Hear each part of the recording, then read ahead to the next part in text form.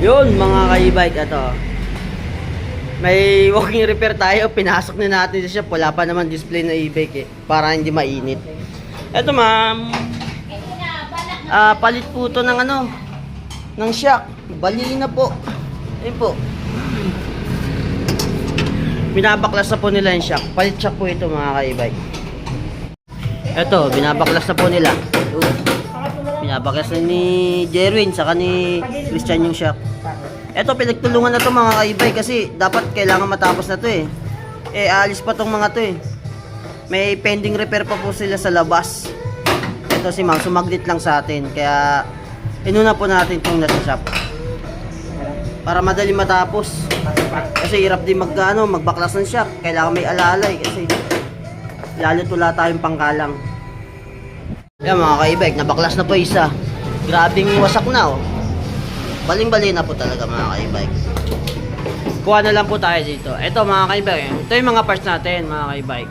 Kahit anong parts ng e-bike meron tayo dito. Shock, mapula shock, change oil, yan, throttle, wiring. Yan, meron po tayo dyan. Ayun po sa taas ang charger, kaya controller mga ka-e-bike. May mga taillight din po tayo dyan, mga exclusive po sa mga ibang e-bike. Yan po. Yung mga ka-e-bike, yung isa naman binabaklas, si Jerwin na dumali. Ito yung kakabit mga ka-e-bike. Medyo matangkad doon ng konti dun sa stock ni ma'am, pero sabi ni ma'am okay lang naman daw po ito. Tataas nga lang po yung e-bike yan ng konti. Mas okay to sa lubak. Yan, mas okay to. So yung mga ka-e-bike, okay na yung shock. Medyo tumaas nga. Ayan. Okay na yan. Tapos, meron pa po isa. Yung bearing po dito.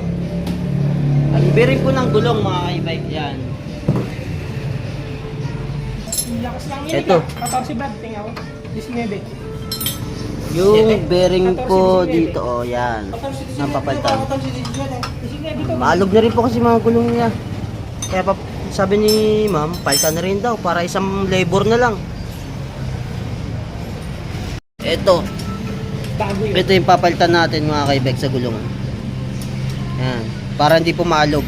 Naramdam po kasi sa pagdadrive yan, medyo maalog na talaga yung manibela. Yan, nabaklas na po ni Jerwin. Mga ka-e-bike, tinan mo yung bearing nila ma'am. Grabe. Sobrang kalawang na. Kaya naman pala maalog na yung gulong. Kalawang putik po naghalo.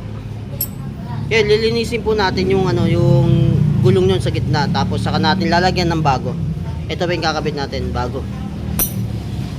Mga ka-e-bike, nilinis muna ni Jerwin yung lalagyan ng bearing. Para pagkabit, all good, hindi kinakalawang. Lalagyan lang din natin ng grasa yan. Yun mga ka-e-bike, yan. Bago ilagay natin dun sa gulong, lalagyan muna natin syempre ng grasa yan. Yung iba kasi puro yung kadalasan kanya nakita ko kabit na lang Ito, lalagyan muna natin ng grasa. Tapos doon. Yun, nilinis muna ni Jerwin yun. Para malinis yung matanggal yung kalakalawang. Para paglagay na yun to, okay yung lubricant niya. Pagka ng axle.